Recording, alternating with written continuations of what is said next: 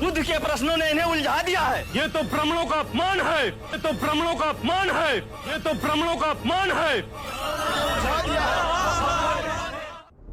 आज ये दोनों मान्यवर महाराज की उपस्थिति में इस राजसभा में अपने अपने विचार व्यक्त करेंगे। ऐसे विचार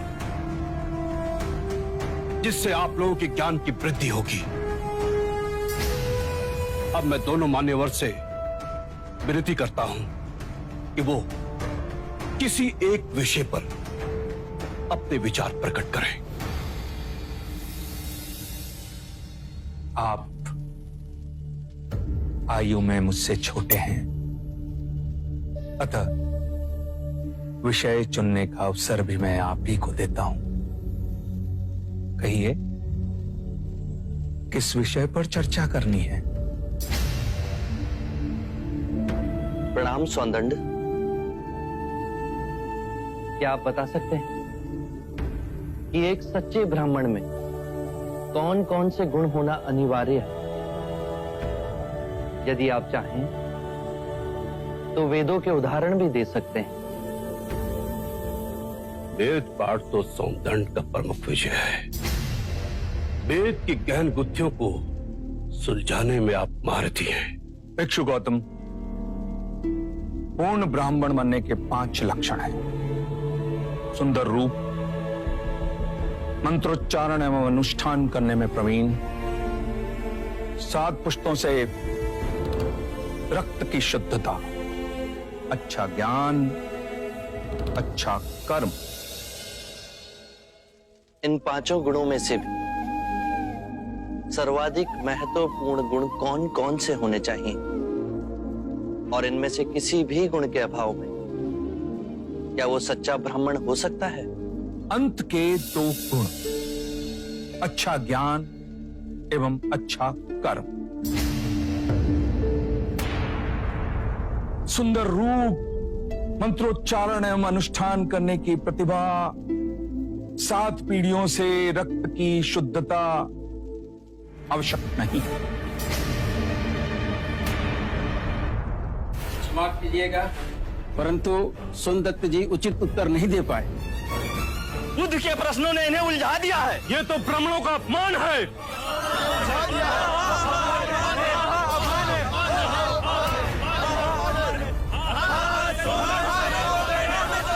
आदरणीय सभागण, यदि आप सौंदर्य में आस्था रखते हैं तो कृपया कर शांत हो जाइए। उन्हें अपनी बात कहने दें।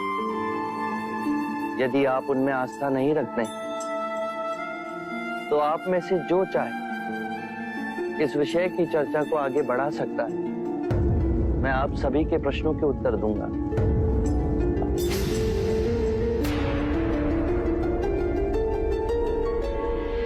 मित्रों, हम सबके बीच में मेरा चचेरा भाई अंगक बैठा हुआ है। अंगक रूपवान है, उसका आचरण कुलीन और उत्कृष्ट है। उसके बाह्य सौंदर्य की बराबरी केवल भिक्षु गौतम के साथ ही की जा सकती है। 2 परिवारों के रक्त की शुद्धता उसके अंदर बह रही है। वेद पाठ का ज्ञानी है, ये 3 गुण तो उसमें है। पर यदि विचार के रूप में देखें कि अंगक मदिरापान करता है, हत्याएं करता है, बलात्कार करता है, झूठ बोलता है, चोरी भी करता है, तो उसके बाकी के गुणों का कोई मूल्य ही नहीं रह जाएगा। अतः मित्रों, सदकर्म और ज्ञान ही सर्वोपरि है पूर्ण ब्राह्मण बनने के लिए। इन दोनों गुणों में से भी सर्वोत्तम गुण आप किसे समझते हैं? सदकर्म और ज्ञान 2 नहीं हो सकते। जैसे एक हाथ दूसरे हाथ को और एक पैर दूसरे पैर को साफ करता है, उसी तरह सदकर्म और ज्ञान एक दूसरे के पूरक होते हैं। सदकर्म आपके विवेक को प्रकाशमान बनाता है और विवेक से किया कर्म आपको धार्मिक बनाता है और यही जीवन का गूढ़ मंत्र है। उत्तम, अति उत्तम सोनदन, आप हमारी आशा पे खरे उतरे।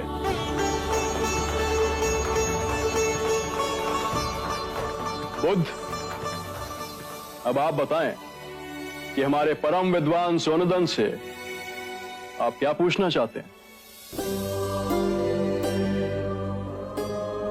सत्य कहा सौंदंड्य आपने। सत्कर्म और ज्ञान जीवन के सबसे मूल्यवान गुण हैं। क्या आप बताएंगे कि सत्कर्म और ज्ञान को उच्चतम कोटि तक कैसे विकसित किया जाए?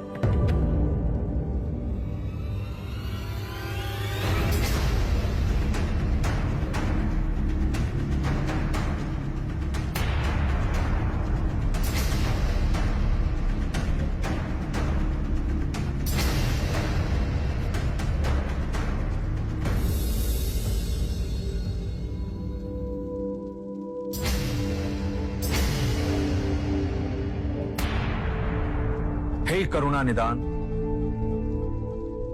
इस विषय में आप ही हमारा मार्ग निर्देश करें। हम तो केवल सिद्धांत जानते हैं, किंतु आप बुद्ध बन परम सत्य को प्राप्त हुए हैं। हे परम पुरुष, आप ही बताएं, सदकर्म और ज्ञान की उच्चतम कोटि तक कैसे पहुंचा जा सकता है? आत्म मुक्ति के 3 चरण हैं: शीलाचार, ध्यान और ज्ञान। यदि हम शीलों का आचरण करते हैं तो ध्यान साधना में वृद्धि होती है और ध्यान साधना से ज्ञान का उदय होता है, जिससे शीलों का गहन आचरण करना संभव होता है। इसके द्वारा काम, क्रोध, मोह, माया, तृष्णा से दूर हो आत्म मुक्ति, शांति और आनंद को प्राप्त कर सकते हैं।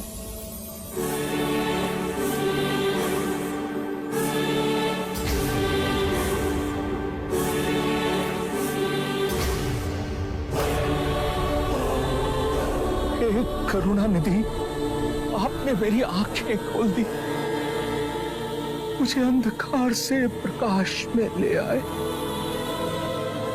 हे परम पुरुष, मुझे आपकी शरण में ले ले, मुझे संग ही शरण में ले ले परम पुरुष।